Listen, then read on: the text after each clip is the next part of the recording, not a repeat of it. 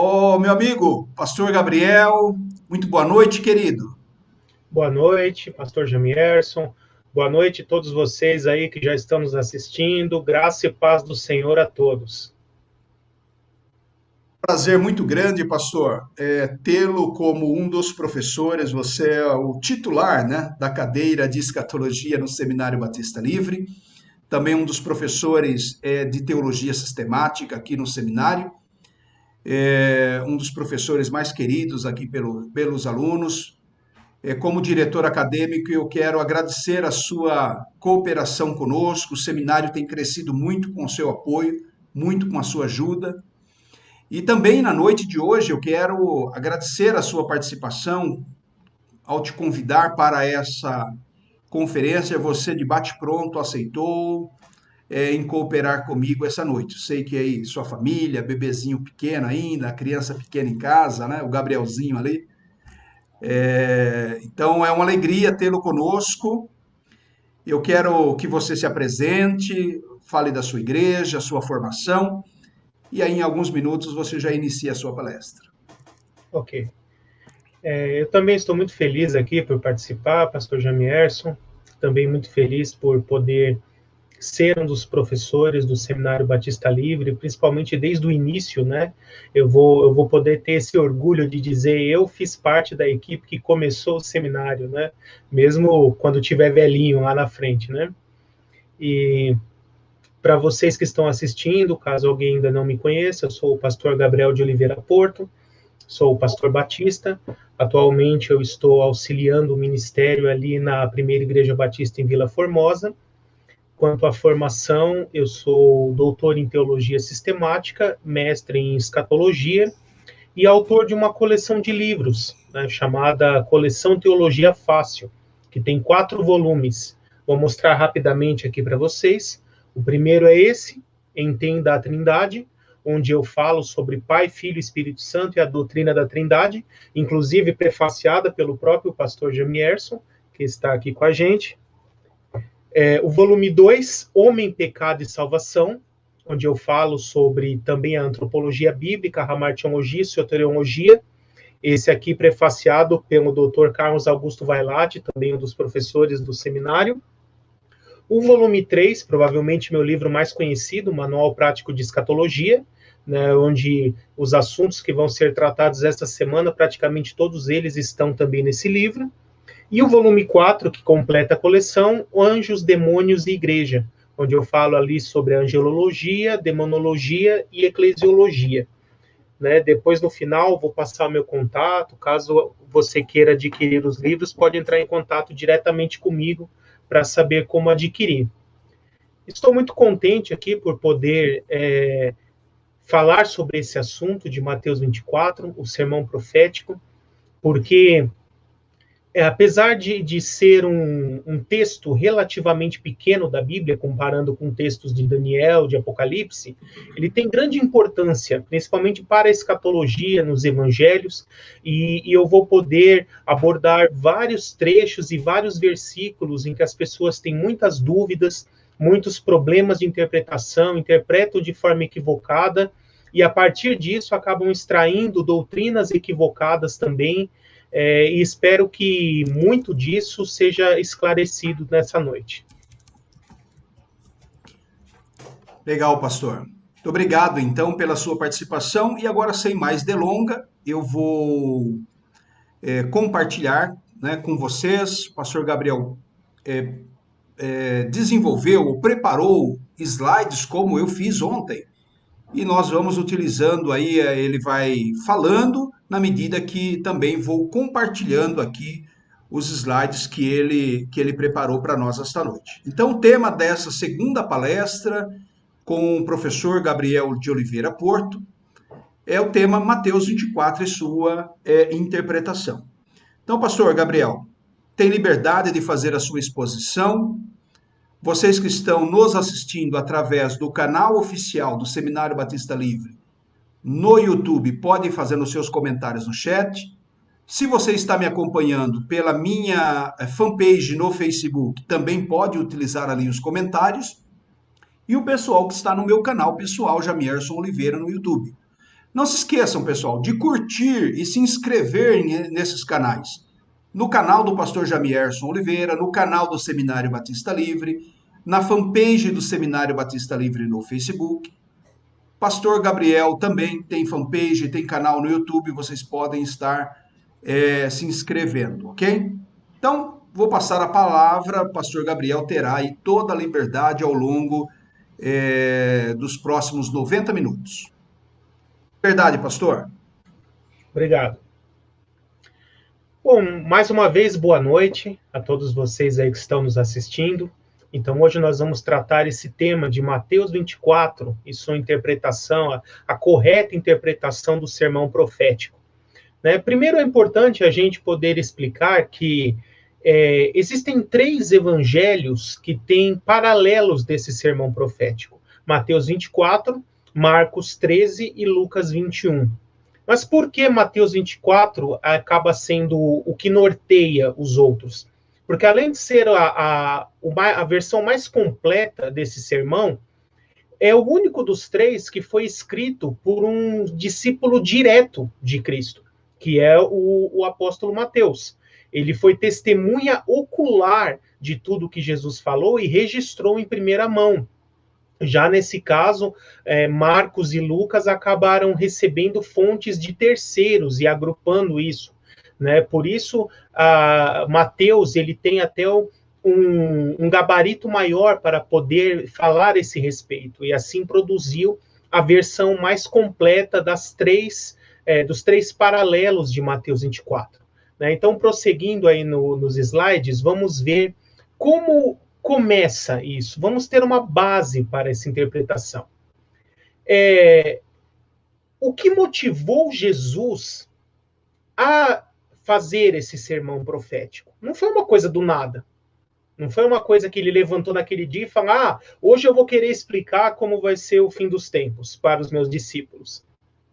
Na verdade, os capítulos de Mateus 23, 24 e 25 são uma única narrativa, em sequência, eventos que ocorreram todos no mesmo dia.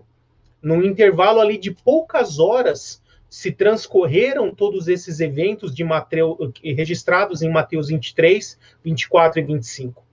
Então, nós precisamos, também lembrando que a Bíblia, na época em que foi escrita, não tinha essa divisão de capítulos e versículos. Não foram os autores dos livros bíblicos que fizeram essa divisão.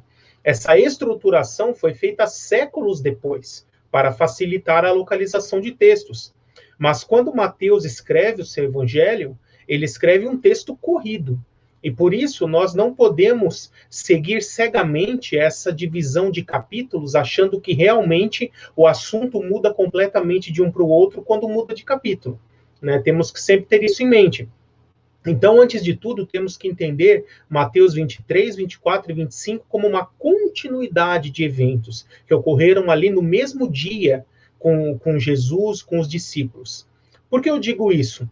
Porque isso vai nos ajudar já a entender o pano de fundo em que o sermão profético foi entregue.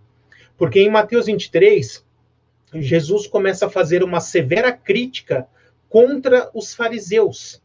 Né? E aí ele fala várias coisas contra os fariseus, até que quando chega no finalzinho ali de Mateus 23, versos 37 a 39, Jesus diz assim: Jerusalém, Jerusalém, você que mata os profetas e apedreja os que lhes são enviados. Quantas vezes eu quis reunir os seus filhos como a galinha reúne os pintinhos debaixo das suas asas, mas vocês não quiseram. Então Jesus faz uma profecia, ele diz assim: eis que a casa de vocês ficará deserta ou desolada, pois eu lhes digo, vocês não me verão mais, até que digam, bendito é o que vem em nome do Senhor. Então, esse trecho, Jesus encerra essa crítica, esse discurso contra os fariseus, fazendo uma profecia, né, de que por causa da rejeição que o povo de Jerusalém, o povo de Israel, o povo judeu, estava fazendo contra ele, contra o Messias, em sua maioria, o povo, Jerusalém ficaria desolada, ficaria deserta, ele iria embora, seria tirado, né, pela sua morte, ressurreição e ascensão, e eles não o veriam mais, até que digam, bendito é o que vem em nome do Senhor. Essa frase, né, o que vem em nome do Senhor é o Messias. Então, o que Jesus quis dizer é, vou embora e só voltarei quando vocês, povo de Israel, reconhecerem que eu sou o Messias. Então, perceba que o público-alvo aqui, desde o início, é o povo de Israel, o povo judeu.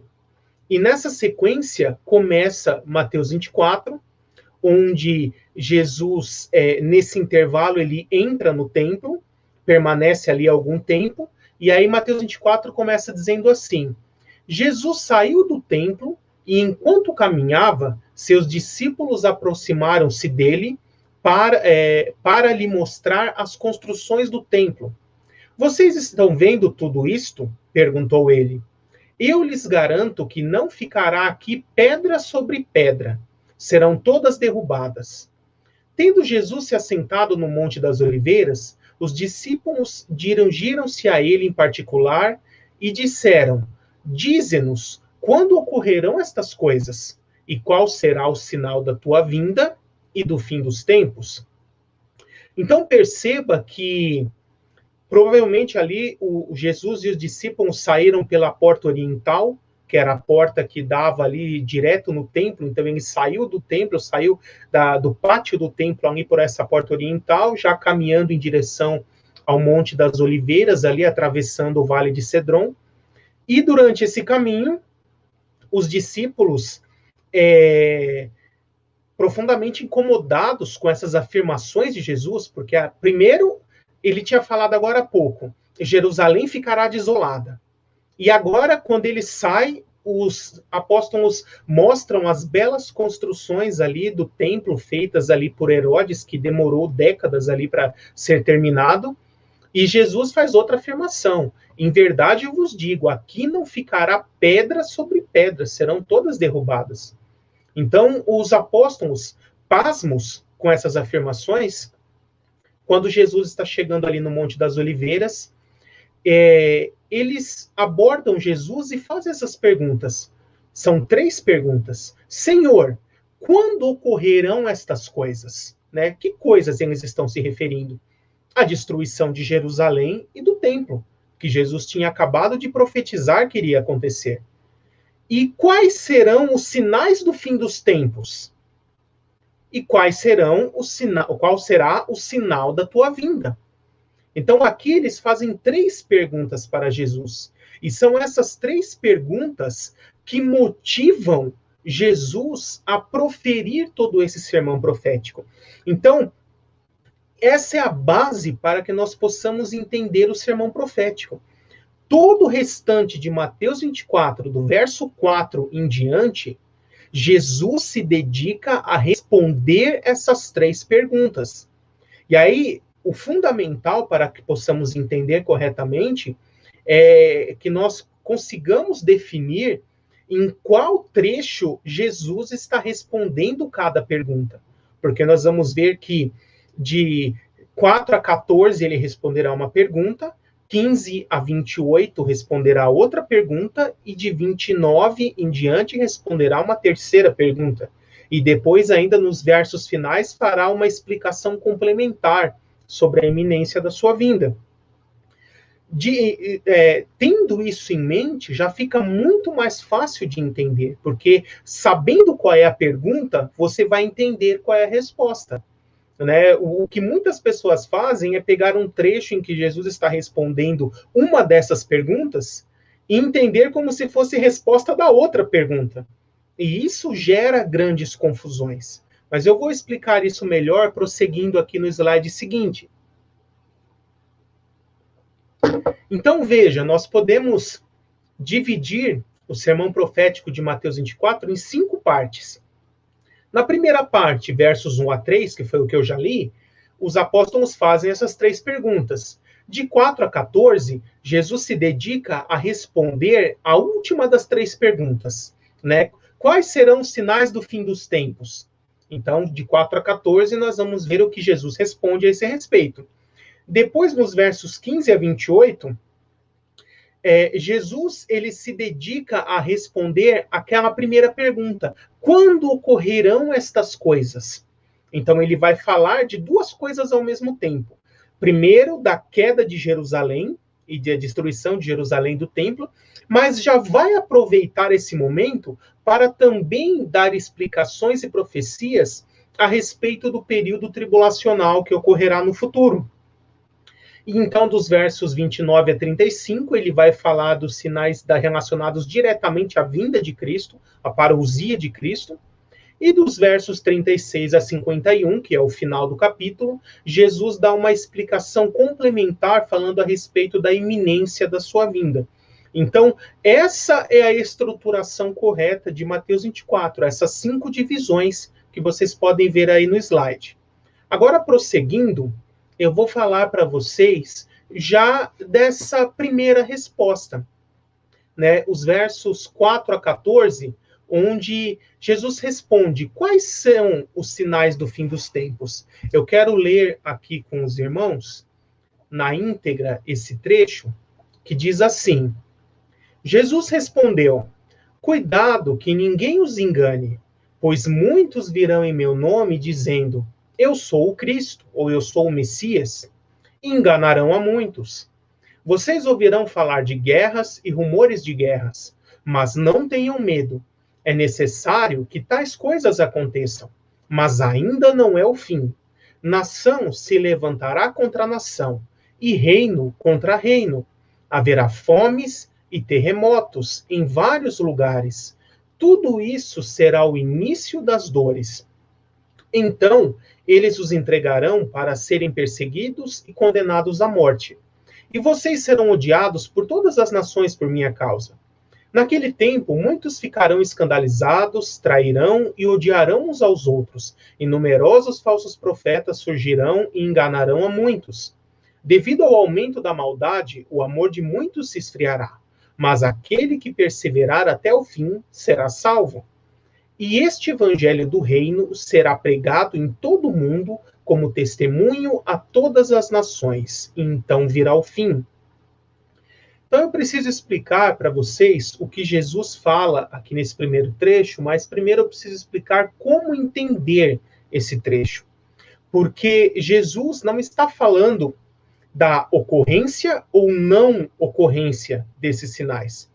Porque todos esses sinais já ocorriam antes de Jesus, já ocorriam na época de Jesus e continuaram ocorrendo na época de Jesus. Então, qual é a chave hermenêutica para que nós consigamos entender o que Jesus quis dizer com esses sinais? Ele compara os sinais do período do fim ao processo de uma gravidez, de um trabalho de parto. Por isso que ele fala, estes são as primeiras dores, o início das dores. Ele está fazendo uma analogia aqui em relação ao trabalho de parto, né? E como funciona um trabalho de parto ou uma gravidez? Nos primeiros meses de gravidez, a grávida ela vai sentindo uma dorzinha bem de vez em quando, esporadicamente, e uma dorzinha assim fraca, de baixa intensidade. Quando chega nos últimos meses de gravidez, ou no último mês principalmente, esse desconforto já vai se intensificando. Ela começa sentindo mais dores, dores mais intensas, por um período mais prolongado e um intervalo de tempo menor entre uma dor e outra. E isso vai se desenvolvendo numa progressão, de forma que, conforme o momento do trabalho de parto se aproxima, as dores vão ficando cada vez mais frequentes, cada vez mais intensas. E é isso exatamente que Jesus quis dizer, que esses sinais que sempre ocorreram, conforme o fim dos tempos estivesse próximo, eles ficarão cada vez mais frequentes e cada vez mais intensos. E é assim que nós devemos entender. Então, por exemplo, aqui, o primeiro sinal, aumento de falsos profetas, falsos cristos, seitas e heresias. Sempre existiu. Mas Jesus está querendo dizer que conforme a vinda deles estivesse mais próxima, eles aumentariam em quantidade e intensidade. E essa mesma lógica se aplica a todos os outros sinais, guerras e rumores de guerras, aumento de fomes e pestes, terremotos e assim por diante. Então entenda essa lógica. O que Jesus ensinou é um aumento de frequência e intensidade desses sinais que podem ser observados da mesma forma que se pode observar o aumento da intensidade e a frequência das dores numa mulher grávida, até que de fato ela entra em trabalho de parto. Foi exatamente essa lógica que Jesus quis nos ensinar por meio dessa analogia. Mas prosseguindo, eu quero detalhar cada um desses sinais do final dos tempos. Então, o primeiro, sobre falsos mestres, falsos cristos, eu coloquei aí algumas imagens de falsos profetas, falsos messias que existiram aí e existem ainda nas últimas décadas, né? Então, quem se lembra no início dos anos 90 ali de David Koresh, que fez ali nos Estados Unidos uma seita chamada Branch Davidian, ele se declarava a reencarnação de Jesus Cristo, né? E a seita dele ficava num rancho até que quando a polícia descobriu que ocorria várias práticas criminosas ali dentro, cercou o local e ele acabou botando fogo em tudo e matou a si mesmo com cerca de 80 pessoas ali, né? E convenceu as pessoas a se matarem com a falsa alegação de que eles iriam ressuscitar glorificadas a partir das cinzas, como Fênix, né?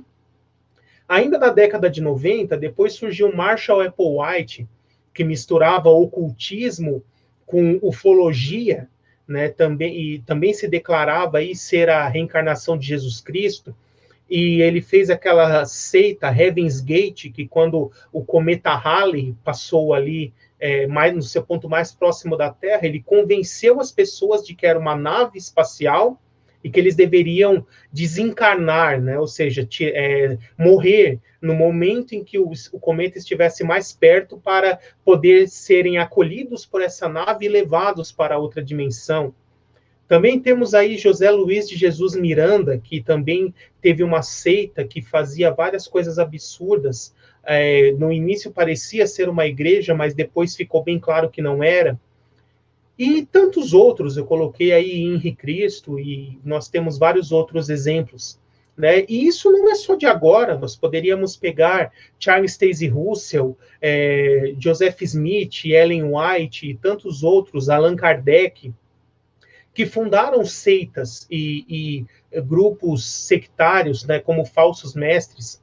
Então, esse grande aumento de seitas e heresias, eu posso colocar nisso falsas religiões, teologia da prosperidade, liberalismo e tantas outras coisas, é um dos sinais do final dos tempos, né? Agora, prosseguindo, vocês vão ver que o próximo sinal, ele vai falar a respeito de guerras e rumores de guerras.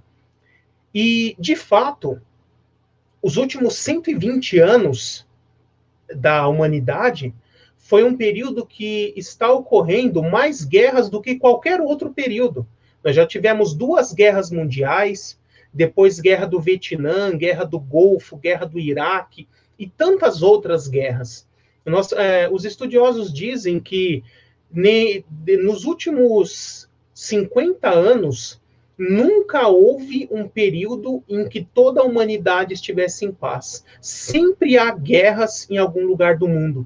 E aí nós podemos ver agora guerras na África, no leste europeu, os terroristas islâmicos, e tantas guerras e rumores de guerras cada vez maiores, mais intensas, com uma abrangência maior, envolvendo mais pessoas. Esse também é outro sinal do fim dos tempos.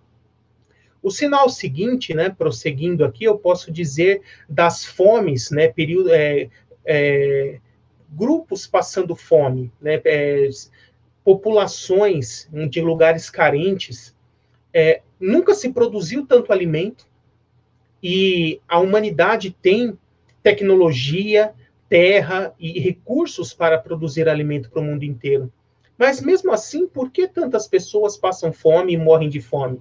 Essa desigualdade, porque produzir alimento se tornou um negócio e não subsistência, né? Então, para quem pensa só como um negócio, vale mais a pena produzir pouco e vender caro. E aí quem pode pagar, compra. Quem não pode, passa fome. Né? Esse é um dos problemas da ganância da humanidade. Então, nós vemos também esse aumento. E terremotos, né, é muito interessante, no capítulo 5 do meu livro, Manual Prático de Escatologia, eu, colhendo pesquisas de outros livros, eu montei uma tabela mostrando nos últimos 5 séculos a frequência dos terremotos. Né? Então, observem aqui comigo, no século XVII, né, isso só terremotos de 7 para cima na escala Richter, terremotos de grandes proporções. No século XVII teve 380 terremotos no mundo inteiro. Depois, no século XVIII, já foi para 640. O século XIX já foi para 2.200. E o século XX já foi para 7.900. Então, perceba que a quantidade de terremotos no século XX já foi cerca de 20 vezes maior do que a do século XVII. Esse grande aumento de terremotos também é um dos sinais do fim dos tempos. É interessante que autores como Dave Hunt, por exemplo, e também, entre outros, Geisler, né, o autor da Assinatura de Deus, Grant R. Jeffrey, ele diz que terremotos são a forma de Deus se comunicar com os surdos espirituais. E é por isso que quando Deus entregou a lei para Moisés, houve um terremoto no monte. Quando Jesus morreu ou na cruz, houve um terremoto. Quando ele ressuscitou, houve um terremoto. E no fim dos tempos, a Bíblia nos diz que haverá um terremoto como nunca houve em toda a Terra, um terremoto no mundo inteiro ao mesmo tempo, com uma intensidade jamais vista. A Bíblia diz que será tão destruidor que as montanhas desabarão, os picos das montanhas desabarão e as ilhas afundarão no mar. Então, esse aumento de terremotos também é mais um sinal do fim dos tempos. E, por último desses sinais, né, ali no verso 14, né, prosseguindo aqui no próximo slide, Jesus, ele fala de que este evangelho do reino será pregado a todas as nações. Então virá o fim desta era, o fim dos tempos. É interessante que ali no texto original grego ali de Mateus 24, está escrito literalmente o fim das eras, né? Ou dessa era. Né? Então nós podemos entender dessa forma também. E eu coloquei alguns gráficos aqui para vocês, extraído da CEPAL, né, a Junta de Missões. Em 1996, né, esse gráfico aqui ele divide em 3 grupos. Aí em amarelo você está vendo o mundo declarado como cristão. Isso inclui todos os nominais, católicos, ortodoxos, todos aqueles que se declaram como cristãos. O verde são aqueles já evangelizados, porém não... que ainda que não creem, já foram evangelizados, mas não se converteram. E o que importa é essa parte amarela, a vermelha aí do gráfico, que é o mundo não evangelizado. Então perceba que em 96 era 19% do mundo. Depois de 2011 já caiu praticamente pela metade, já estava em 10% do mundo. E ainda não temos estimativas oficiais mais recentes do que essa, mas perceba que está reduzindo cada vez mais.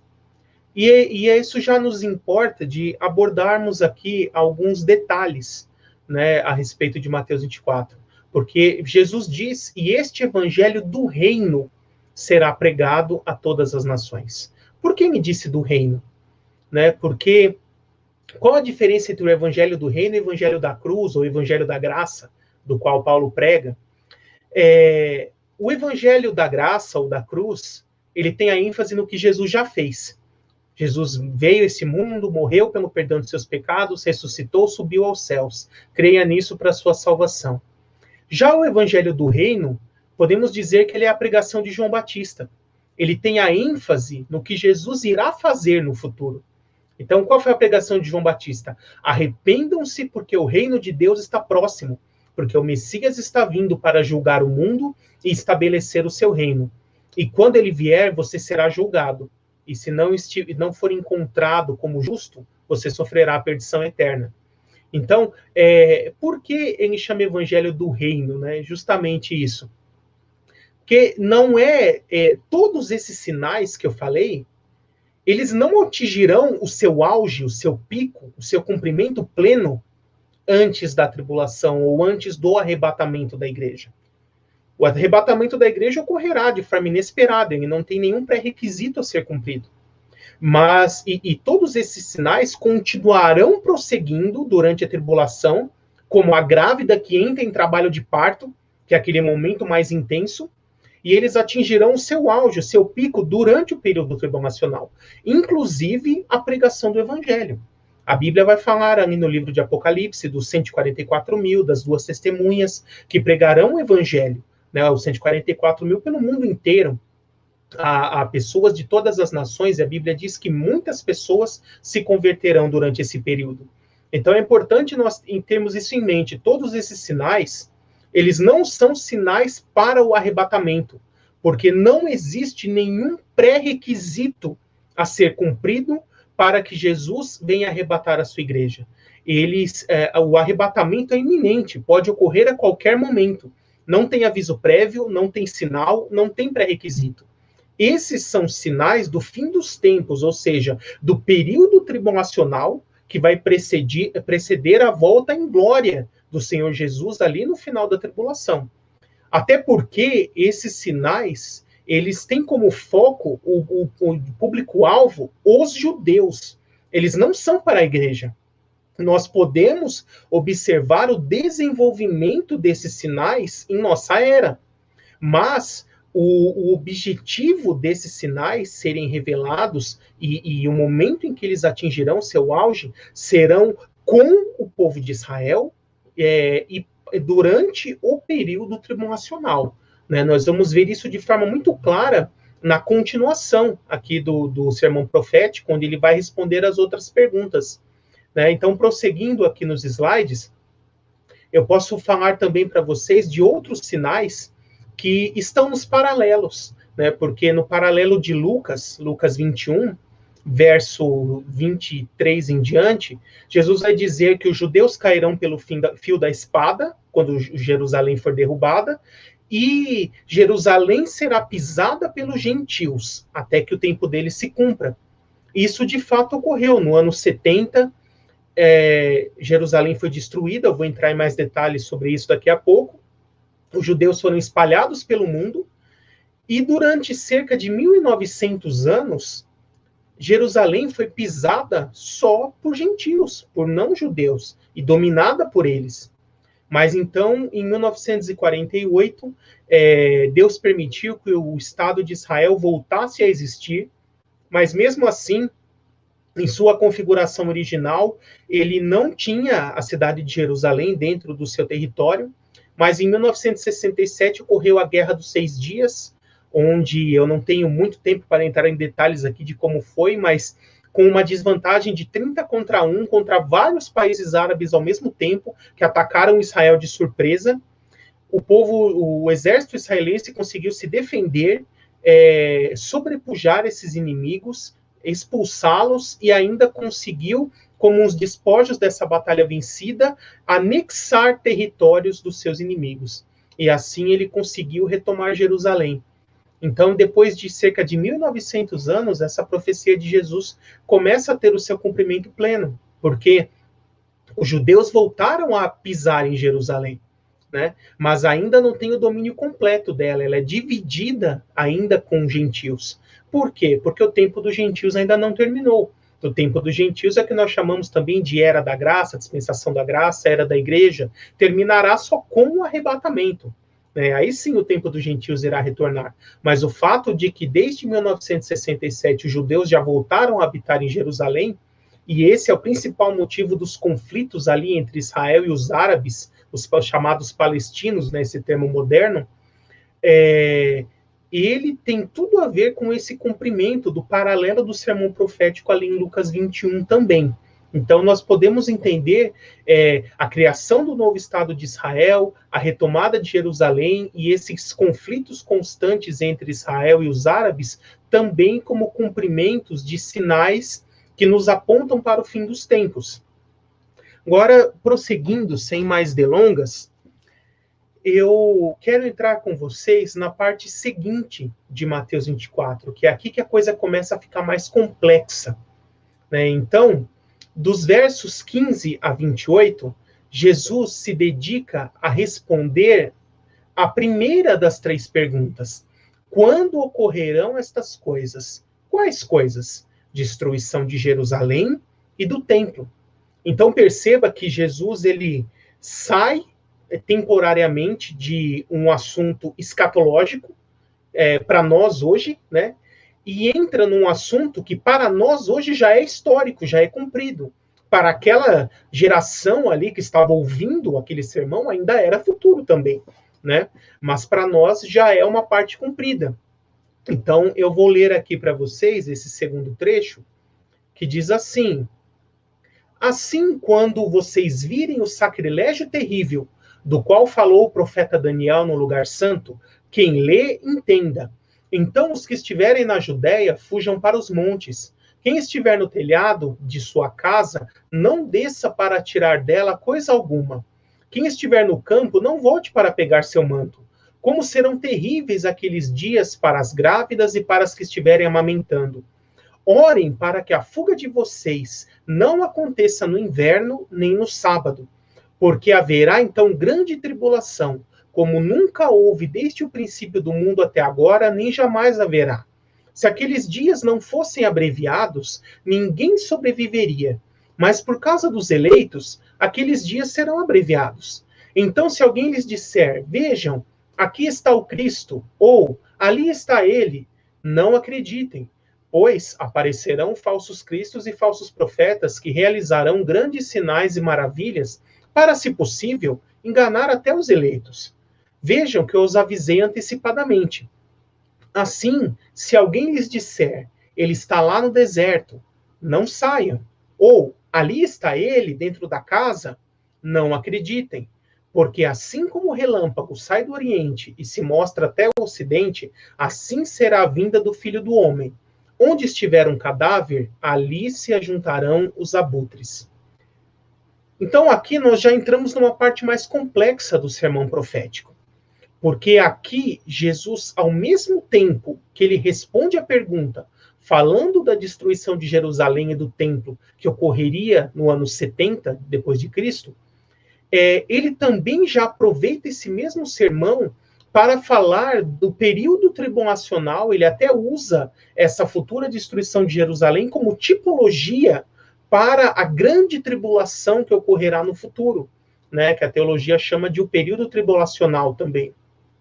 E para que nós possamos entender como Jesus fala das duas coisas ao mesmo tempo, nós temos que entender um conceito chamado conceito de profecia de dupla referência, ou de múltiplas referências, que eu vou colocar, tem aí no slide a seguir, né? Então, prosseguindo, eu preciso falar primeiro sobre o conceito de profecia de dupla referência. O que é isso?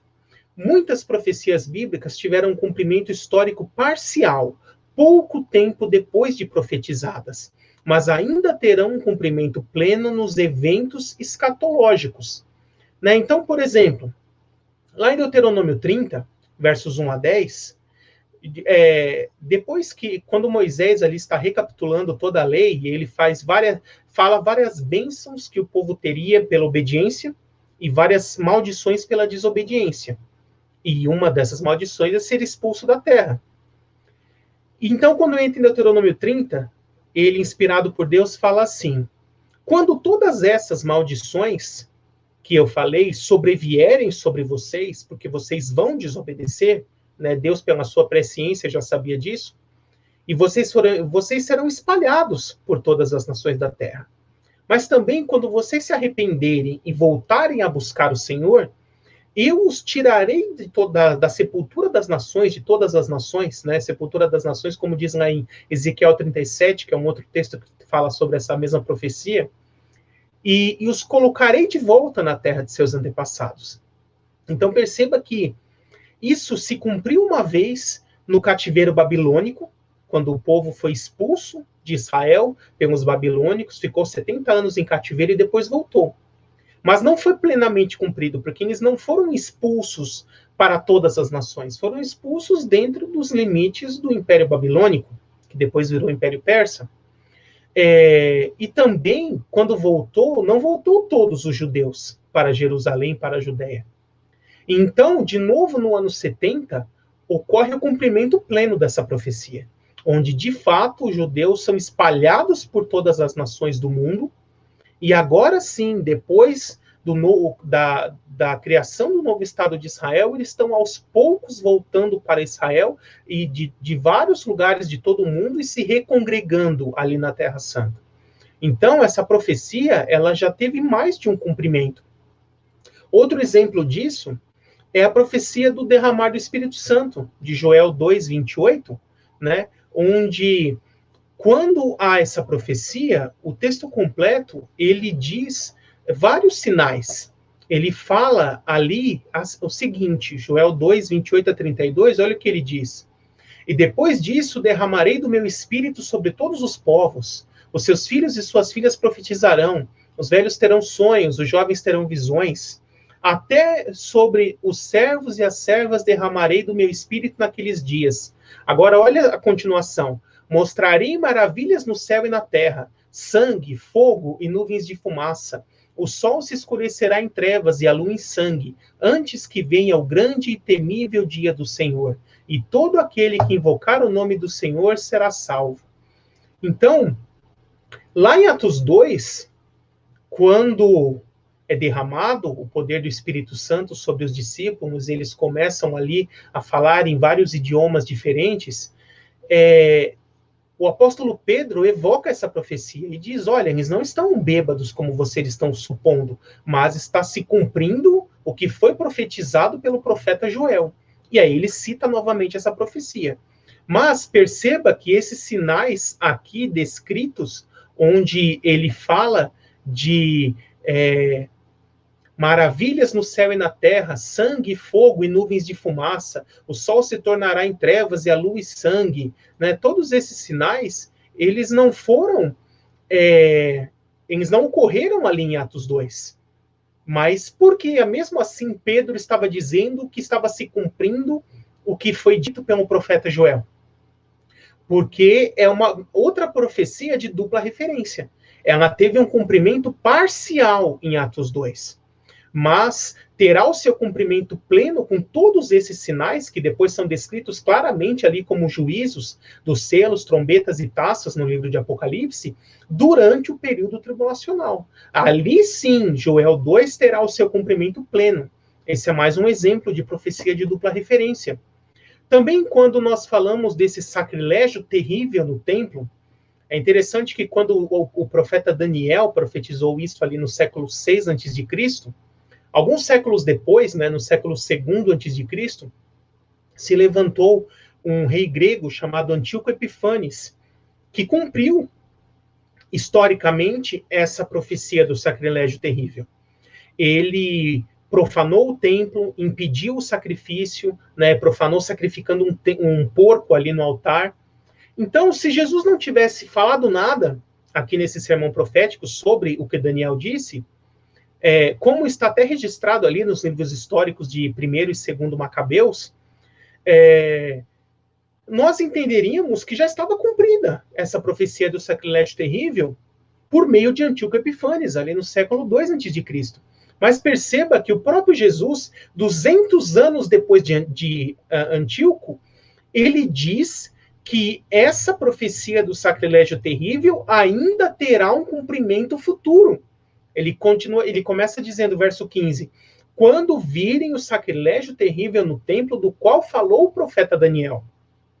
Então, o próprio Jesus, ele sanciona esse conceito de profecia de dupla referência, porque ele pega uma profecia de Daniel que já tinha sido cumprida historicamente, e ele diz, olha, essa profecia não foi ainda totalmente cumprida, ela terá um cumprimento futuro.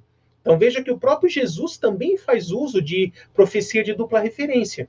E aí sim nós temos que entender que ao mesmo tempo que Jesus está narrando profeticamente a destruição de Jerusalém que ocorreria no ano 70, ele já aproveita esse mesmo texto para tipologicamente descrever como será o período tribulacional futuro, no fim dos tempos, que será de fato a grande tribulação. Né? Mas prosseguindo, nós vamos poder ver isso com mais detalhes no próximo slide. Né? Vou esperar o slide passar a transição. Então, veja, eu vou entrar em alguns detalhes aqui primeiro, só para não passar despercebido, para vocês poderem entender, porque se eu for fazer tudo para depois voltar, talvez vocês percam a linha de raciocínio.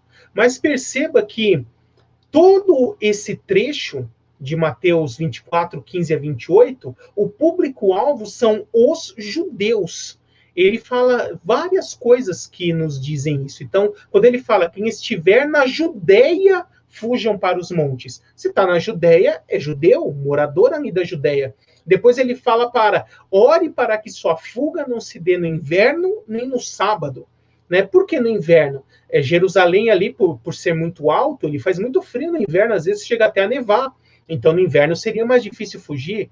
E no sábado, porque o judeu guarda o sábado. E aí ele fala, ai das grávidas e das que estiverem amamentando. Por quê? Será muito mais difícil fugir subindo montes com o barrigão de grávida ou com um bebezinho de colo. Então, será muito mais difícil fugir nessas condições. Perceba que Jesus está focando todo o seu discurso para os judeus e com um foco inicial ali da destruição de Jerusalém, que ocorreu no ano 70. Mas ele já usa isso como tipologia para também falar a respeito do período tribulacional que ocorrerá no futuro. Porque ele diz assim, que haverá grande tribulação, como jamais nunca houve antes, nem jamais haverá depois.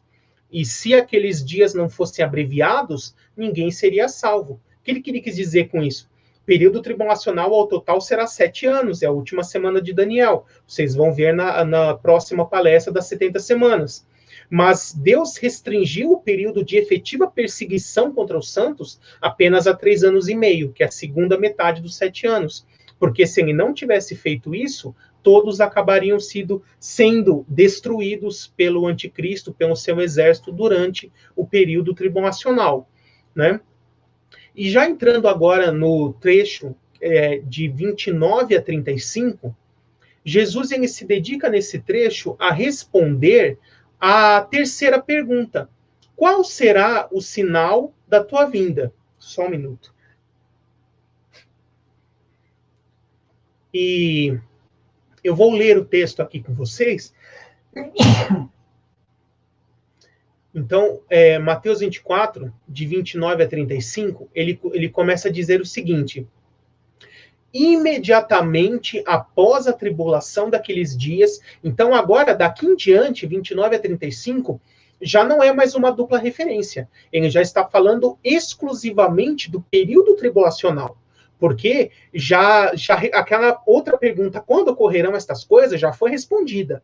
Agora a resposta é da pergunta, qual será o sinal da tua vinda, da tua parousia? Então, 29 a 35 já mudou. Já é exclusivamente aqui do futuro. Vamos ver o que Jesus vai falar da sua vinda. Ele diz assim: imediatamente após a tribulação daqueles dias, o sol se escurecerá, a lua não dará sua luz, as estrelas cairão do céu e os poderes celestes serão abalados. Né? Aqui é mais um trecho que tem aquela mesma profecia de Joel 2 que eu falei agora há pouco. Então aparecerá no céu o sinal do Filho do Homem, e todas as nações da terra se lamentarão, e verão o Filho do Homem vindo nas nuvens do céu com poder e grande glória. Que sinal será esse, né? O pastor Jamierson, ontem, na primeira palestra de hermenêutica, já nos deu uma dica, né? Porque Jesus aqui ele faz uma citação literal de Zacarias 12. E Zacarias 12, quando ele fala ali, derramarei sobre o povo de Israel, o povo de Judá, um espírito de ação de graças e de súplicas, e olharão para mim aquele a quem transpassaram, e chorarão amargamente como quem chora a perda de um filho único. Então, se eles olharão para Jesus, aquele a quem transpassaram, eu entendo que esse sinal que Jesus vai mostrar na sua vinda para provar que ele que esse Messias que está vindo em glória é o mesmo Jesus de Nazaré que veio ali 2000 anos atrás, será as marcas dos cravos. Igual ele mostrou ali para Tomé. Veja as marcas nas minhas mãos, a marca no meu lado, né, para provar para o povo de Israel que ele é o mesmo Jesus que veio 2000 anos antes e foi crucificado e morto. Né, eu entendo que esse será o sinal do Filho do Homem, que ele vai usar para autenticar a sua identidade. Né? Então, e o texto continua dizendo, vamos ler aqui na sequência, deixa eu encontrar aqui. E ele enviará os seus anjos com grande som de trombeta, e estes reunirão os seus eleitos dos quatro ventos, de uma extremidade à outra do céu. Aprendam a lição da figueira. Quando os seus ramos se renovam e suas folhas começam a brotar, vocês sabem que o verão está próximo. Assim também, quando virem todas essas coisas, saibam que ele está próximo às portas. Eu lhes asseguro que não passará essa geração até que todas estas coisas aconteçam. Os céus e a terra passarão, mas as minhas palavras jamais passarão. Então, como entender esse trecho, né? Alguns tentam pegar esse trecho e falar a figueira é a nação de Israel, e quando a nação de Israel brotou em 1948, não se passaria uma geração sem que tudo isso acontecesse, ou seja, sem que Jesus voltasse. E aí, quando seria uma geração? E aí pegaram 70 anos do cativeiro e disseram, uma geração é 70 anos, e isso não está na Bíblia. Né? O povo ficou 70 anos no cativeiro porque o povo de Israel não cumpriu 70 anos sabáticos seguidos para que a terra descansasse. Então Deus cobrou a conta tudo de uma vez, fazendo o povo ficar 70 anos fora da terra.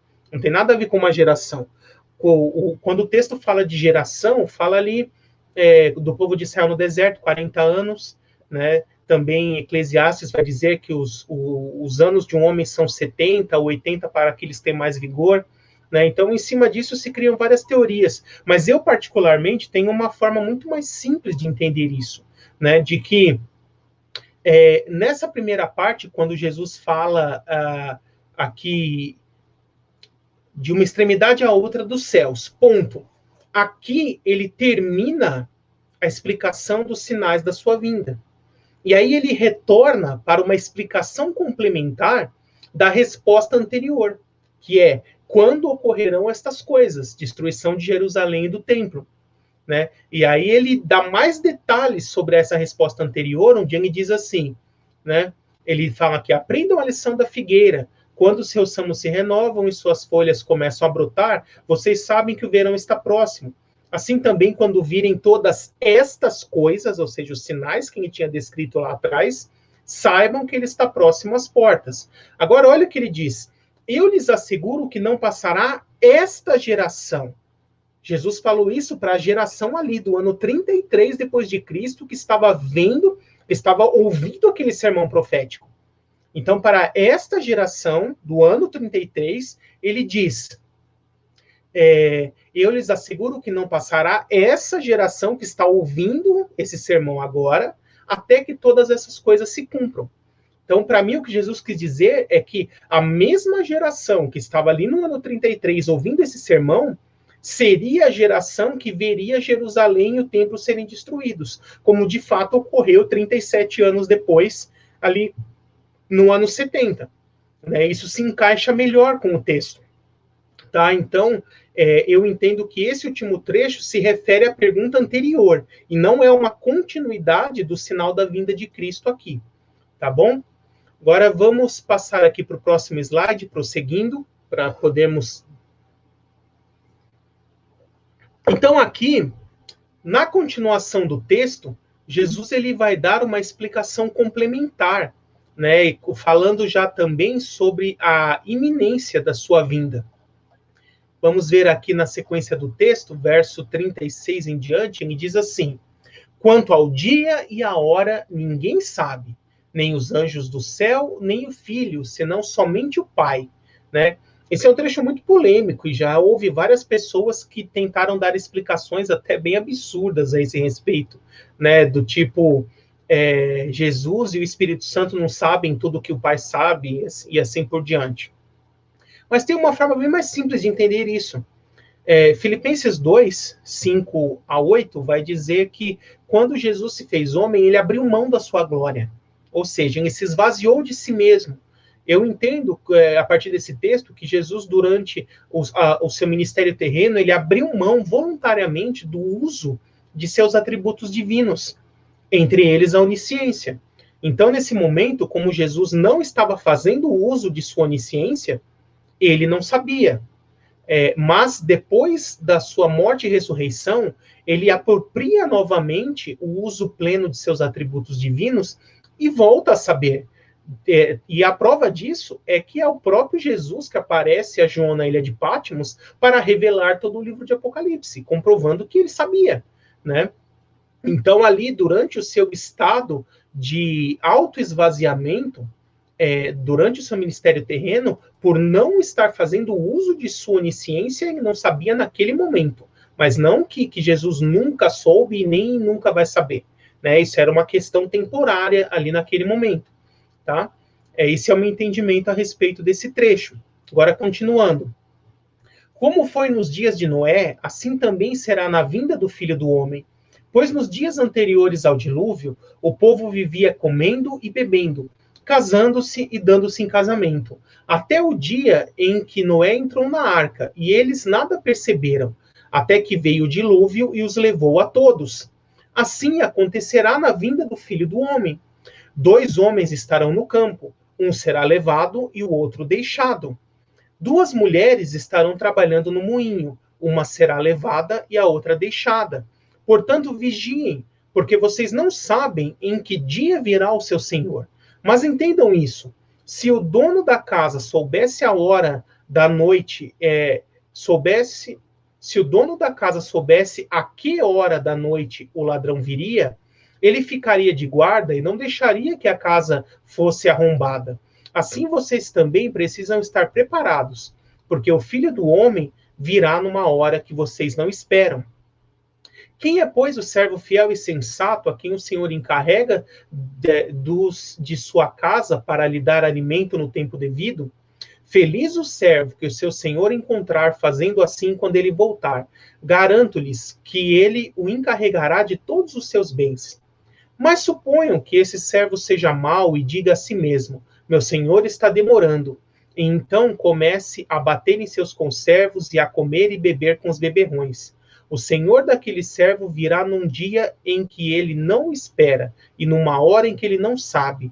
Ele punirá severamente e lhe dará lugar com os hipócritas, onde haverá choro e ranger de dentes. Esse é um outro trecho das Escrituras que é muito mal interpretado. Primeira coisa, ele não fala sobre o arrebatamento. Numa leitura superficial, todo mundo, quando chega nesse texto, fala, um será levado, o outro deixado. É arrebatamento. Mas perceba o contexto em que Jesus insere isso. Então, primeira coisa, o sermão profético não é para a igreja, ele é para Israel. Ele serve de alerta para nortear a nação de Israel, principalmente durante o período tribulacional, tá? E sendo que o povo judeu, na sua maioria, não irá crer em Cristo antes do arrebatamento, eles não serão arrebatados, né? Porque quem crê na atual era se torna parte da igreja, aí sim é arrebatado. Mas a analogia que Jesus faz com o dilúvio, vamos lembrar como foi o dilúvio. As águas de destruição vieram e levaram embora, arrastaram todas aquelas pessoas e as afogaram. Então, o que leva é a destruição. Os que são levados são os destruídos, são os levados pelo juízo. E os que ficam são os que ficaram na segurança da arca. E estes sobreviveram e foram salvos. Então, a analogia com Noé e o dilúvio nos obriga a entender que aqui o levado é o ímpio, é o destruído, o perdido, o que sofre condenação, e o que fica é o salvo, é o justo. Isso não se encaixa com o arrebatamento. Então, aqui, Jesus está falando do juízo. Quando o juízo dele vir para levar sobre toda a terra, para se espalhar sobre toda a terra, aqueles que serão levados pela destruição, pela perdição, para serem lançados no lago de fogo, são os ímpios, os que irão sofrer. E os deixados são os que vão ficar para poder desfrutar do reino messiânico. Porque quando Jesus voltar, ele vai julgar o mundo e estabelecer o seu reino. Então, quando ele julgar o mundo, os levados serão os que irão para a perdição eterna. E os que ficarão serão aqueles os salvos, os que poderão participar do milênio. Tá? Essa é a interpretação mais coerente desse trecho. Ele não tem nada a ver com arrebatamento. Né? Mas Jesus aqui ele também nos fala de mais um sinal de que próximo à sua vinda, a sociedade humana estaria como nos dias de Noé.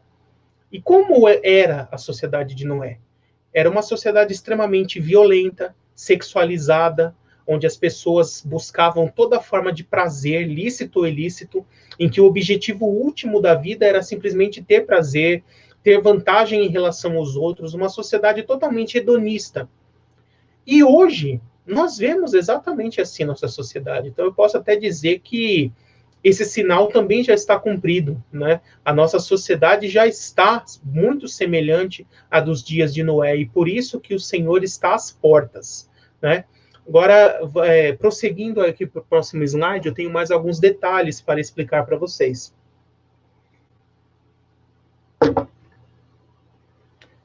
Eu quero falar um pouco sobre a doutrina da volta iminente de Cristo, a doutrina da iminência de Cristo.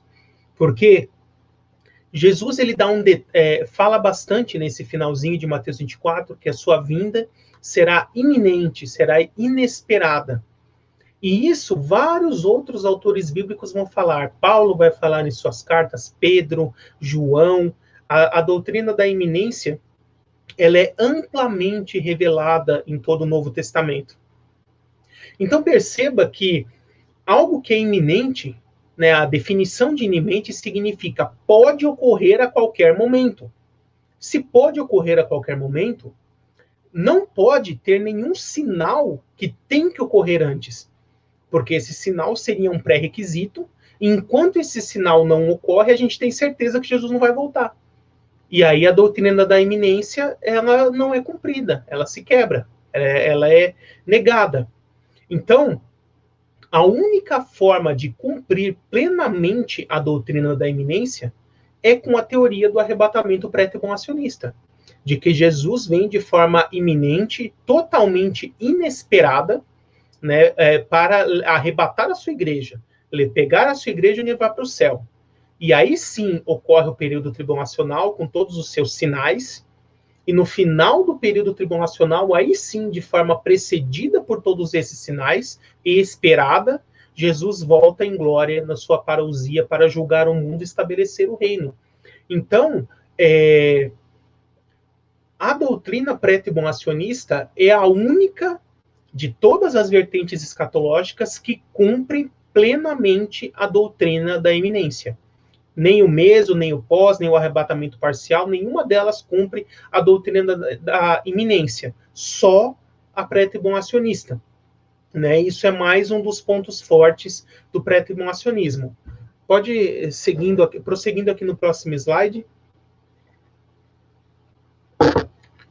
Também eu quero falar um pouco sobre uma outra corrente que interpreta de forma diferente Mateus 24, o sermão profético, chamada de preterismo. O que significa preterismo? Né? Pretéritos quer dizer passado, ou seja, o preterismo afirma que todo o sermão profético de Jesus, Mateus 24, o livro de Apocalipse e todas essas profecias escatológicas, elas já foram totalmente cumpridas na destruição de Jerusalém no ano 70. Né? E quando se ouve isso, a primeira pergunta que vem na mente é: e cadê Jesus? Porque todos os textos são bem claros de que no final da tribulação Jesus volta para julgar o mundo e estabelecer o seu reino. Mas Jesus não voltou no ano 70. E aí quando você questiona um preterista, ele diz assim: Jesus voltou em juízo. O que significa voltar em juízo? É simplesmente uma alegoria, né? Está alegorizando a volta de Cristo. Né, e que foge totalmente do texto. Mas isso é um erro. Mas também existe aquela corrente que eu chamei aqui de futurismo extremo, que ela diz o contrário. Não, nada do sermão profético se cumpriu no ano 70, se cumpriu com a destruição de Jerusalém. Tudo vai se cumprir no futuro. E ela está negando também um claro texto bíblico, de que Jesus responde essa pergunta: quando ocorrerá a destruição de Jerusalém e do templo? Essa resposta de Jesus é parte do sermão profético. Então, isso tem que ter ocorrido sim no ano 70. Então, tanto o preterismo, que diz tudo se cumpriu no ano 70, quanto o futurismo extremo, que diz nada se cumpriu no ano 70, é tudo para o futuro escatológico, os dois estão igualmente errados pelo seu radicalismo. A posição mais equilibrada, né, que prosseguindo aí eu coloco no próximo slide, é entender essa multiformidade do sermão profético, de que Jesus vai respondendo em cada trecho uma pergunta diferente, em cada trecho dando explicações complementares a uma pergunta, explicações complementares a outra pergunta, né? Então, o equilíbrio é a melhor opção. Algumas partes do sermão profético, de fato, já se cumpriram no ano 70. Nós conseguimos enxergar isso nas Escrituras. Mas outras partes irão se cumprir apenas no futuro escatológico. Isso também é bem claro nas Escrituras, né? E eu quero aproveitar aqui para poder comentar alguns trechos, alguns versículos que normalmente têm bastante dificuldade de serem entendidos pelas pessoas. Por exemplo, quando diz aqui no verso 13, como um dos sinais do fim dos tempos, né? Mas aquele que perseverar até o fim será salvo. Muitas pessoas tentam aplicar um contexto soteriológico aqui. Esse verso não tem nada de soteriologia. Até porque existem duas palavras no grego que significam salvação, tanto no grego quanto no hebraico, né? Cada língua tem duas palavras. Uma, salvação, primariamente no sentido físico, e outra no sentido espiritual, de salvação da perdição eterna. Salvação no sentido físico significa livrar da morte, a pessoa conseguir sobreviver a algo. E a palavra de salvação física é sozo, e a palavra de salvação espiritual é sotérias, né? Daí que vem soteriologia, que é o nome da doutrina da salvação. E no original grego, o termo que está aqui é sozo. Aquele que perseverar até o fim será sozo, ou seja, será livrado da morte física, sobreviverá. Essa é a tradução, esse é o sentido. Aquele que resistir até o fim sobreviverá. O que significa isso? Que, lembrando aqui do povo de Israel, que aconteceria tudo isso, mas dentre o povo de Israel, aqueles que permanecessem fiéis a Cristo até o fim da tribulação, sobreviveriam a todo o período tribulacional e estariam vivos quando Jesus voltasse. Lucas vai falar também isso no seu paralelo de Lucas 21, né? Orem para que possam suportar todas essas coisas e estarem de pé no momento da vinda do Filho do Homem. Ou seja, sobreviverem toda a tribulação e estarem vivos no momento que Jesus voltar. Então, esse texto aqui, usá-lo com uma exegese soteriológica está errada. Tá? Ele não tem nada de soteriológico. Ele está falando aqui de sobrevivência durante a tribulação. Um outro versículo que eu quero falar também, verso 28, diz assim: onde houver um cadáver, ali se ajuntarão os abutres. Né? Então, é um outro verso de difícil compreensão. Eu mesmo demorei bastante para conseguir entender o que ele significa. Mas vamos ver o contexto. Vários versos anteriores, ele está falando de vários falsos cristos, falsos profetas, falsos mestres, que surgiriam. E aí o texto diz, se alguém disser, o Cristo está lá no deserto, não vá. Né? Ou está ali na casa, não acredite. Então, dentro desse contexto de falso Cristo, o falso Cristo, por supremacia, né, o maior de todos, será o próprio anticristo, que dominará o mundo durante o período tribulacional. Aqui as figuras que Jesus usa de um cadáver e de abutres, né, essas aves que comem carne em decomposição, são símbolos de impureza. daquilo que é sujo, daquilo que é profano, né? Então, eu poderia até falar daquilo que é símbolo de iniquidade, né? Porque o anticristo é também chamado de o iníquo em 2 Tessalonicenses 2. Então, aqui, quando fala onde houver um cadáver, ali se ajuntarão os abutres, eu entendo aqui esse cadáver como sendo uma figura de linguagem para se referir ao próprio anticristo. E os abutres, os seguidores da besta. Então, o que Jesus está querendo dizer? Olha, onde tiver. Porque vamos pensar o que Jesus disse. Você imagina a cena. Se você olha ao longe e vê um monte de abutre aglomerado em um lugar, você já sabe que ali tem carniça. Que ali tem um cadáver, tem algum animal em decomposição ali que eles estão comendo. Então, o que Jesus quis dizer, quando vocês virem um monte de ímpios, todos aglomerados ali em determinado lugar, saiba que ali que está o anticristo, está entre eles, que aquele que está entre eles não é o Cristo que eles estão dizendo ser, mas é o anticristo, é o falso Cristo. Né? É dessa forma que eu entendo também esse trecho, eu acho que é bastante coerente com todo o contexto das Escrituras.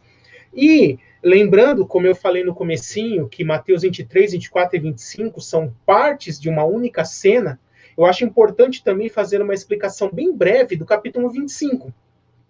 Porque no capítulo 24, Jesus responde todas essas perguntas, dá essas explicações que eu falei. No 25, o que ele vai fazer? Ele começa a contar o que ele vai fazer depois que ele tiver voltado. Então, quando Jesus acaba de voltar, né, ele fala aqui que vai dar ordens aos seus anjos para que recolham as pessoas dos 4 cantos da terra. E aí, no capítulo 25, Jesus começa com 2 parábolas, né? Parábola das 10 virgens, do 1 ao 13, e do verso 14 ao 28, ao 30, ele fala ali da parábola dos talentos. Essas 2 parábolas, elas também são para o povo de Israel. Quando Jesus voltar, ele vai fazer 2 julgamentos. O julgamento de Israel dos sobreviventes da tribulação. Né? O julgamento de Israel e o julgamento das nações. Então, dentre os de Israel, aqueles que se converterem, terão o direito de poder entrar no reino. E os reprovados sofrerão morte física e perdição eterna. E do julgamento das nações, a mesma coisa. Aqueles que se converteram a Cristo durante a tribulação serão aprovados e poderão entrar no reino. E os reprovados também sofrerão morte física e perdição eterna. Então, aqui, essas 2 parábolas que vão no capítulo 25, do início até o verso 30, representam o julgamento de Israel. E do verso 31 a 46, o próprio subtítulo já diz, né? É o julgamento das nações, que vem logo em sequência.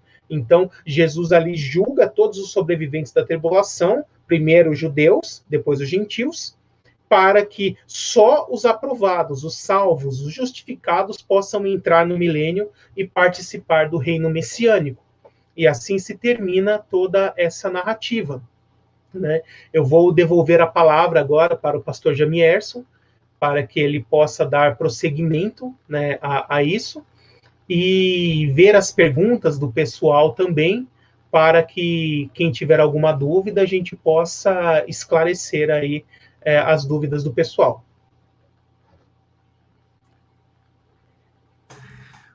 Muito bom, pastor Gabriel. Estou aqui desfrutando dessa excelente palestra, desse excelente estudo.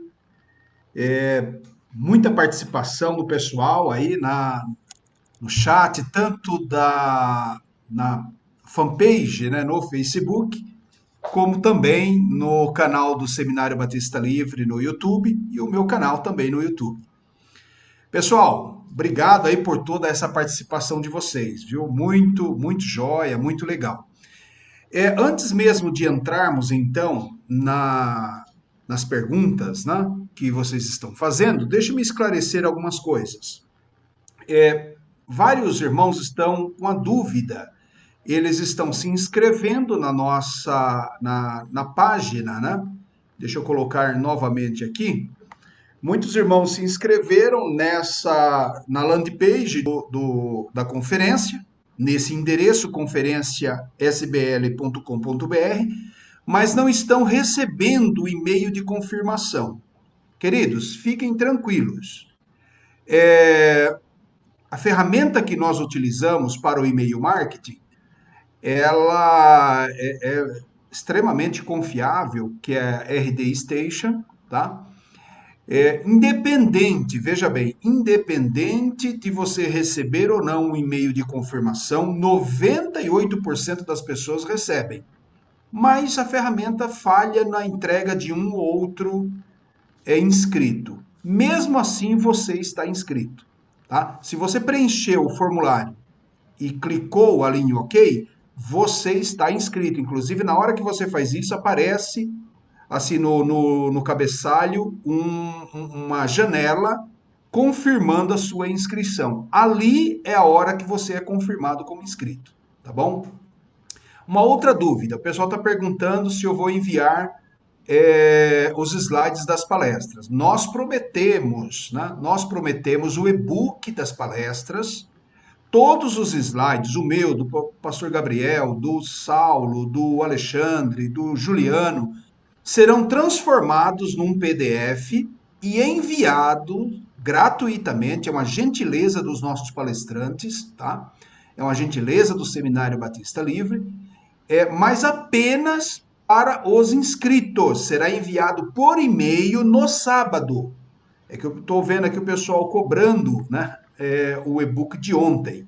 Então, repetindo, um e-book único com as 5 palestras será enviado no sábado via e-mail apenas para os inscritos, tá?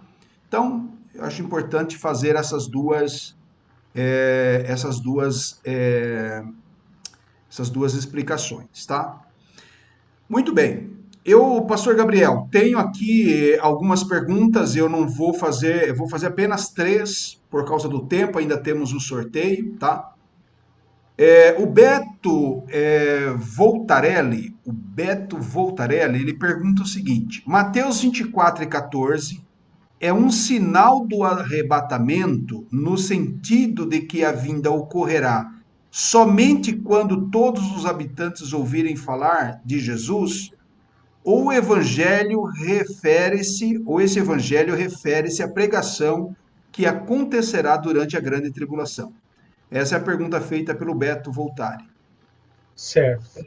Então, não se refere a um requisito para o arrebatamento, porque o arrebatamento sendo iminente, ele não pode ter nenhum pré-requisito que teria que ser cumprido antes. Senão, seria muito simples, né? Imagine aí uma pessoa rica, poderosa, poderia deixar totalmente isolado um povo indígena em qualquer lugar, colocando forte guarda para nunca deixar nenhum missionário entrar, e aí quando aquele povo, enquanto ele não fosse evangelizado, Jesus não voltava.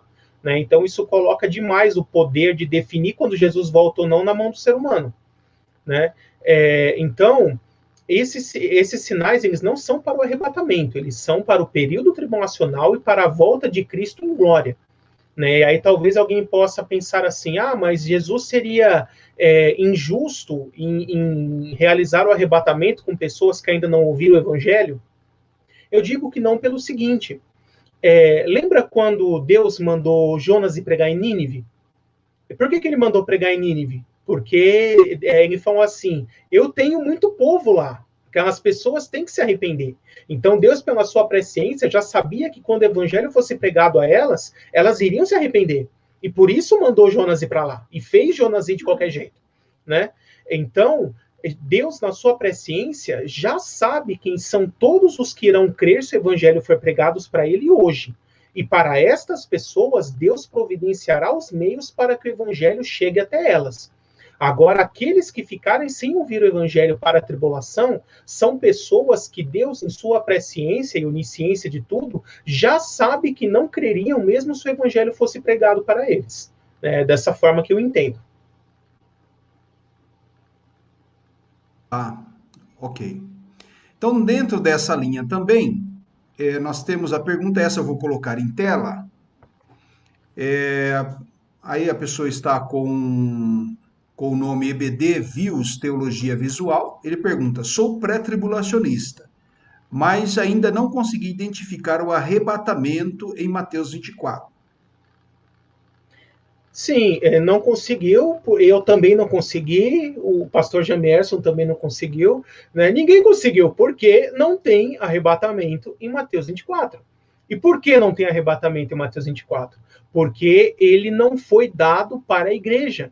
Mateus 24 foi dado primariamente para o povo de Israel, né?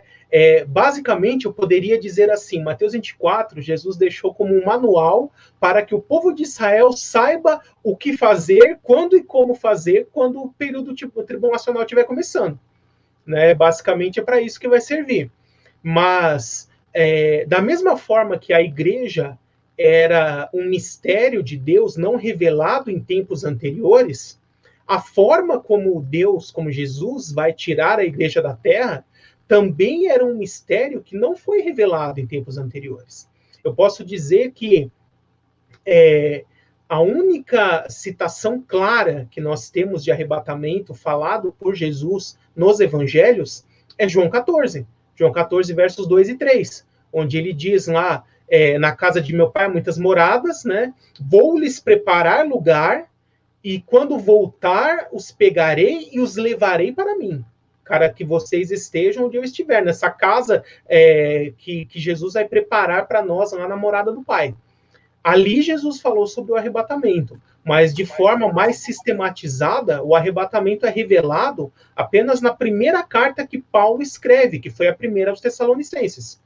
Né? Na ordem cronológica, a primeira carta de Paulo foi a primeira de Tessalonicenses. Ali ele começa a explicar sobre o arrebatamento, até como um mistério que ainda não havia sido revelado até aquele momento.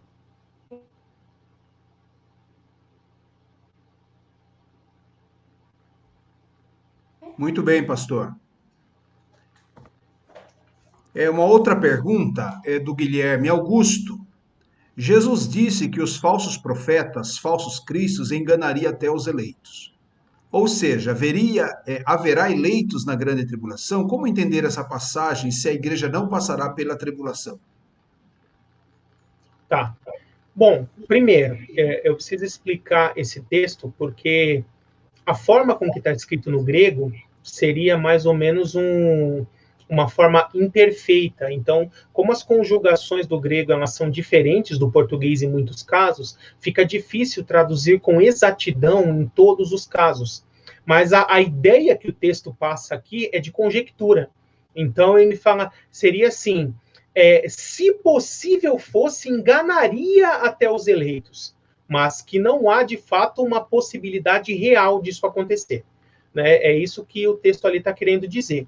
Agora, quem seriam esses eleitos? Eleito, na Bíblia, de uma forma mais básica, significa todos aqueles a quem Deus já previu que irão crer. Irão crer em Deus, crer em Jesus e ser salvos. Durante a tribulação, se converterão muitas e muitas pessoas. Inicialmente, os 144 mil, e todos aqueles que se converterem por meio da pregação deles. Então, todos esses que se converterem durante a tribulação, eles não são igreja, porque a igreja já terá sido arrebatada, já estará com Cristo nos céus. Mas eles são também salvos. E assim a Bíblia os chama de eleitos, chama de santos, também no livro de Apocalipse, mas não usa o nome igreja para se referir a essa pessoa. Então, basicamente, são as pessoas que se converterem durante a tribulação, que, embora sendo salvos, eles não serão parte da igreja. Ok. É bastante pergunta, pastor. Estou aumentando aí. Eu falei de 3. Deixa eu abusar um pouquinho de você aí. O Fabiano Brito, ele pergunta aonde a primeira trombeta de Apocalipse se encaixa em Mateus 24. Tá. Então, Fabiano, primeiro a gente tem que entender o estilo literário, tá? Nós aqui como ocidentais, nós estamos muito acostumados com o estilo de organizar as coisas numa sequência cronológica, né? Então, tem que vir a primeira trombeta, depois a segunda, até a sétima, para depois vir as taças e assim por diante. Agora, o estilo hebraico não é assim. O estilo hebraico, ele não organiza necessariamente as coisas numa linha do tempo, numa ordem cronológica. O estilo hebraico, ele organiza as coisas por tema, por assunto.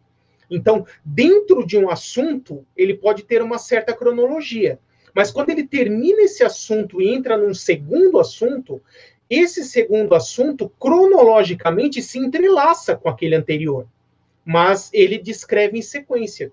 Então, a gente tem que libertar um pouco a nossa mente do estilo grego que tenta forçar uma sequência cronológica em tudo.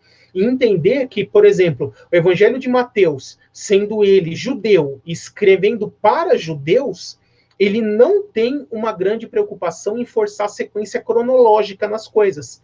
Lembra-se que o objetivo ali de Jesus é responder às 3 perguntas. Então, ele está separando por temas e não por uma ordem cronológica. Né?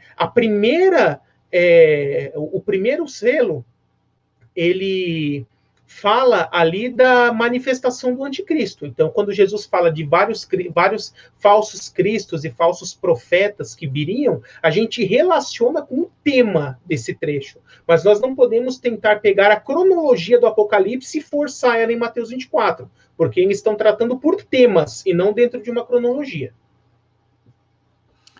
Ok, perguntas encerradas, eu vou fazer apenas a última aqui, pessoal, mas devido ao tempo também nós não temos como prolongar aqui nas respostas, tá? Vamos lá. O Edberg, ele pergunta sobre a parábola das 10 virgens, se é para Israel. Certo. Bom, todo texto bíblico, ele pode ser aplicado em 3 níveis. Ele tem a sua interpretação histórica, a sua interpretação profética e a sua interpretação tipológica. Então, histórica é a descrição, a narrativa, o que aconteceu naquele momento. A profética é o que isso aponta em relação ao fim dos tempos. E a tipológica, ou espiritualizada, é quando você pega os princípios espirituais que podem ser extraídos daquele texto e como eles podem ser aplicados. Então, num sentido histórico e profético, a parábola das 10 virgens é para Israel. Mas nós podemos pegar os valores espirituais que aquele texto nos traz e fazermos aplicações para a igreja, embora esse texto não seja primariamente para a igreja. Tá? Eu quero aproveitar, eu vi alguns comentários aqui, o pessoal perguntando bastante sobre o livro de Macabeus. Por que ele citou Macabeus? Macabeus não está na Bíblia e tal. Realmente, irmãos, ele não faz parte dos livros canônicos, dos 66 livros. Né? Mas por que eu citei eles? Eles são livros históricos que falam da história do povo de Israel, então no mesmo nível ali do Talmud, no mesmo nível da história dos hebreus, do Flávio Joséfo, e assim por diante. Mas esse período interbíblico dos 400 anos de silêncio, onde houve a dominação grega e os eventos relacionados a Antíoco Epifânio, eles não estão em nenhum livro da Bíblia, dos 66 livros, apenas de forma profética no livro de Daniel. Né? Daniel 8, Daniel 11, de forma profética, fala desse período. Mas os livros de 1º e 2º Macabeus, eles registram de forma histórica o que ocorreu nesse período. Então, para se entender a época da dominação grega, o helenismo e esse período, os livros de 1º e 2º Macabeus são um registro histórico bastante interessante e confiáveis. Embora não sejam textos bíblicos, não podem ser usados para fazer doutrinas, não são textos inspirados por Deus, são apenas registros históricos do povo judeu. Muito bom. Então, aproveitando, pastor Gabriel, a dica aí do Beto, né? Você respondeu uma pergunta para o Beto, e ele está te lembrando aí dos seus contatos. O pastor Gabriel tem alguns livros publicados, livros excelentes, numa linguagem sem perder profundidade, mas numa linguagem acessível, que é essa coleção Teologia Fácil. Então, por gentileza, pastor, nos dê aí seu contato, como o pessoal pode te convidar para palestras. O pastor Gabriel tem dado seminários no Brasil inteiro, então, escola de líderes, conferências nessa área de escatologia e outras áreas também. Por favor, deixe aí o seu e-mail, coloque aí o seu telefone. Se você conseguir, pastor, escrever aí um comentário no chat com com os seus telefones, eu copio eles e coloco ele aqui na tela aqui para que o pessoal possa tomar nota.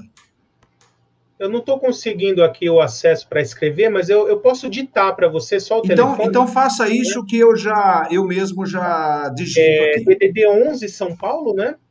O Ok? telefone é 98697 5043.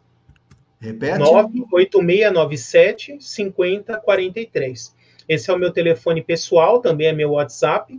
Você de qualquer lugar do Brasil pode entrar em contato comigo por esse número, dizer lá que você está interessado nos livros e eu vou te passar as formas de adquirir, pode ser por depósito ou transferência bancária, cartão de crédito, e eu mando por correio para todo lugar, para todo o Brasil.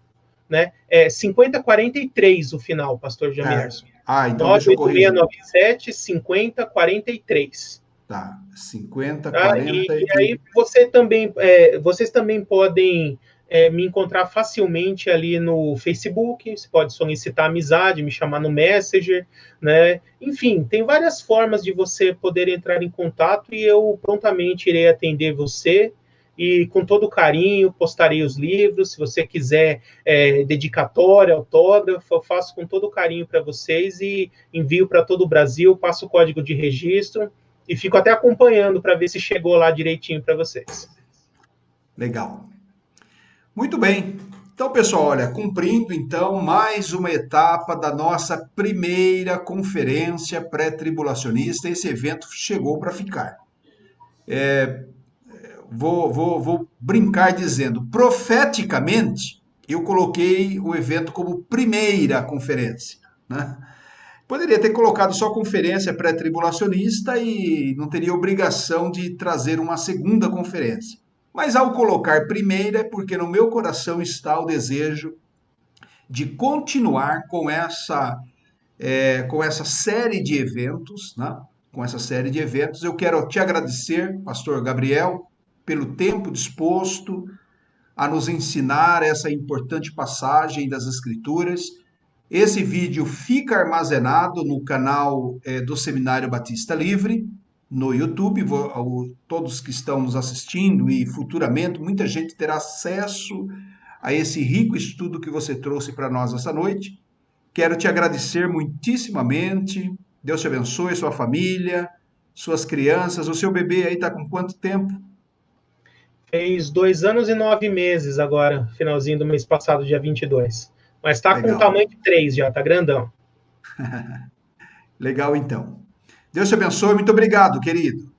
Eu que agradeço, estou sempre à disposição e Deus abençoe a todos. Amém.